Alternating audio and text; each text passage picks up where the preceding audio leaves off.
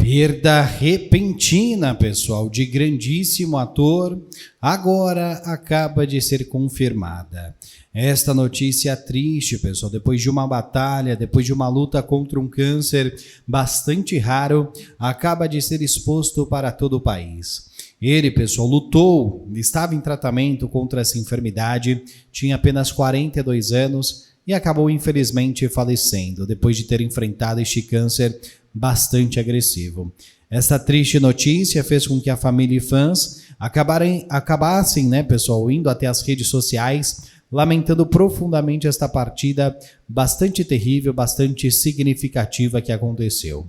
E, infelizmente, segundo apurou o site de notícias gente.ig, veio a óbito, veio a falecer o querido, pessoal, ator de renome e sucesso, nosso queridíssimo Alex Doug.